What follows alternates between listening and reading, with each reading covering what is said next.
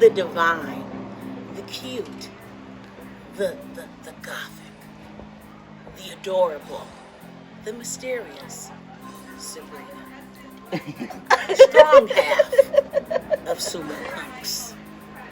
Indeed. So introduce yourself to the people. I've done an introduction, but you do one for yourself. You did such a great introduction. We believe in I don't agency know if I'm going to be able and to top that. self-determination. Because my name is Sabrina. I am one half of the Sumo Punks podcast. I like to design t-shirts and buttons and stickers, and people love them.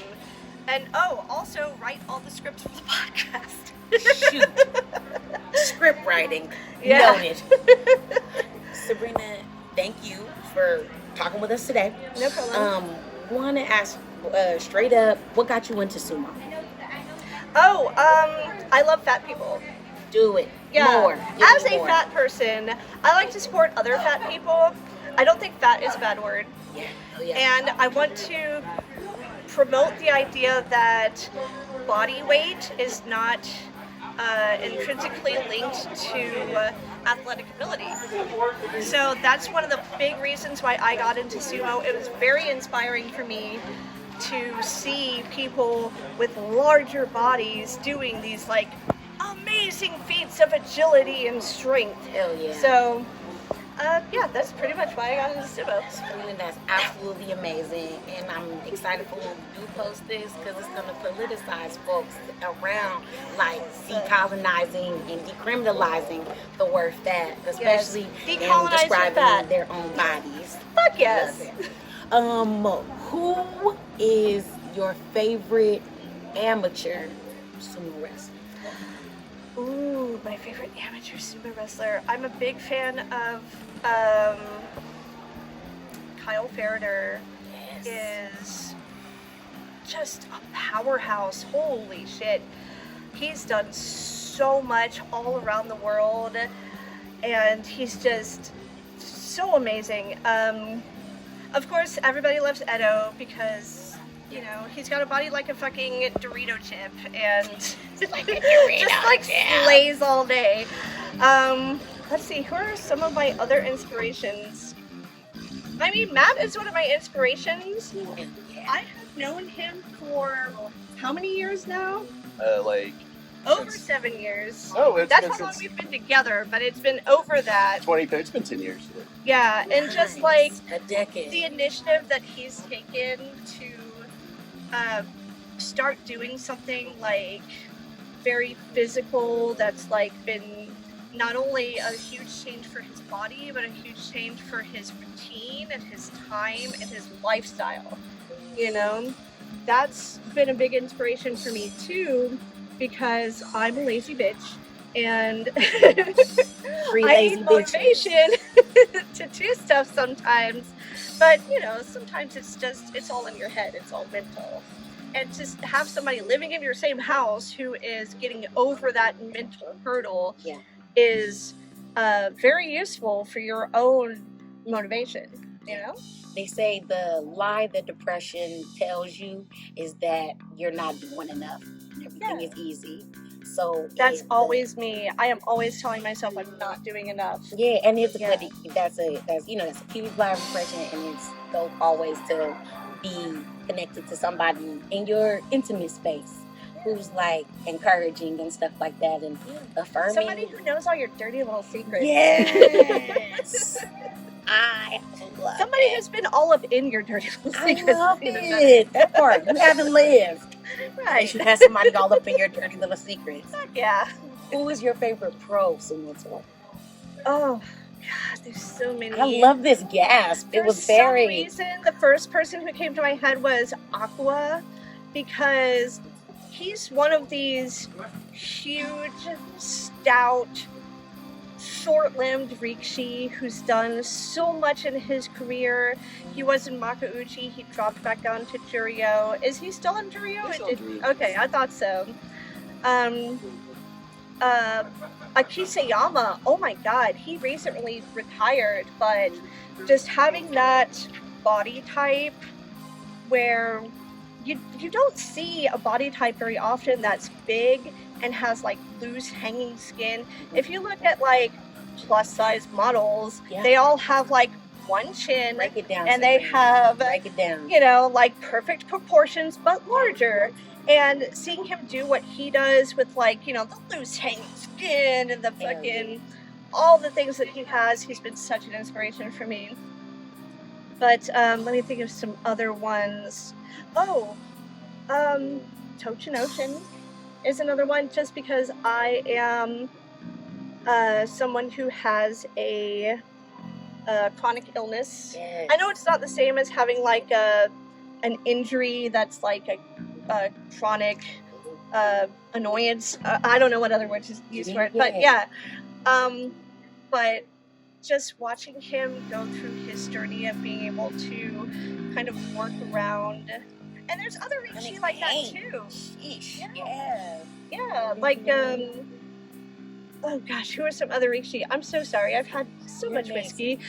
You're doing good on a lot of whiskey. Thank you. And you're like really breaking it. You're breaking it all the way fucking down. Thank you. So thank you. But I love what you're lifting up about, like, someone like me. I totally feel you. Like chronic illness over here too, and the they say with chronic illnesses you go through the 7 stages of grief all the time. It's it's the denial, it's all that, and you're seeing somebody. I cried. I literally cried. He knows. Matt knows. Yeah, no, same with me. Yeah. Same with me. Like this diabetes, I'm like, sheesh, I'm over it. I don't want it anymore.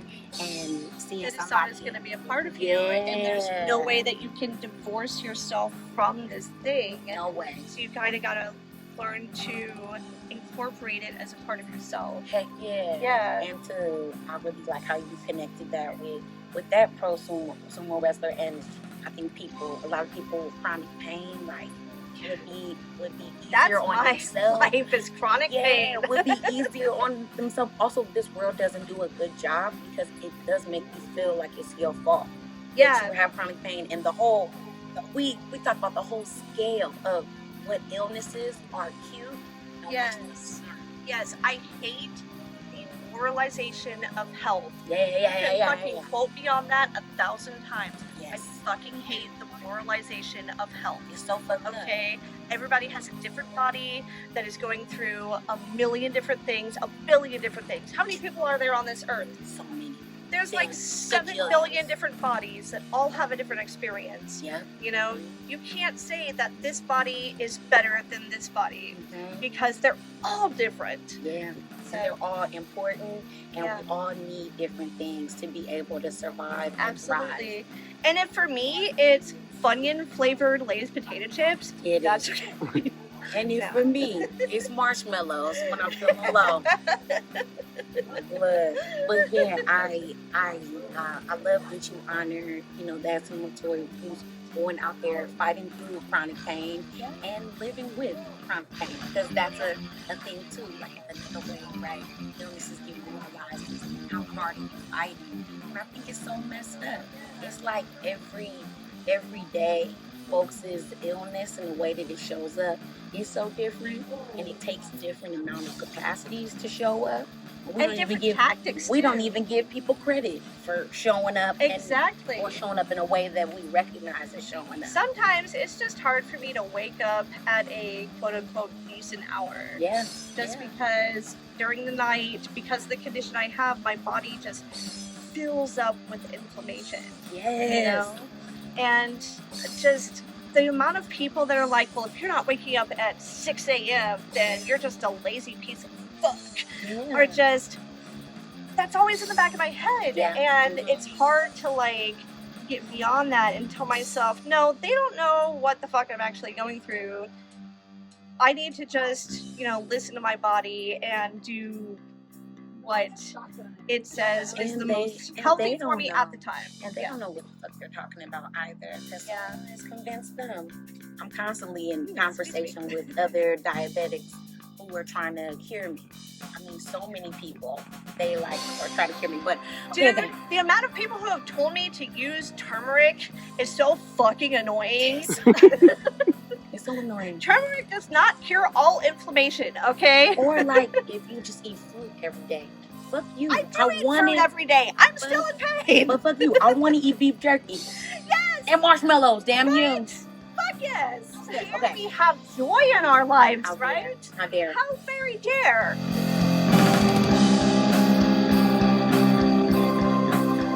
Is because of all of the martial arts communities, of all of the sports communities that I have had the privilege of being a part of, this one is the most inclusive. And I mean that. This is the most inclusive community of like physical activity oriented people. So you feel like you can really be yourself in this community. Oh yeah. And not have to strive for a level that is not just unattainable for you, but pretty much unattainable for everybody. Say it. You know, just a fantasy of what the perfect athlete is. That doesn't really exist in the, I should specify, U.S. sumo community.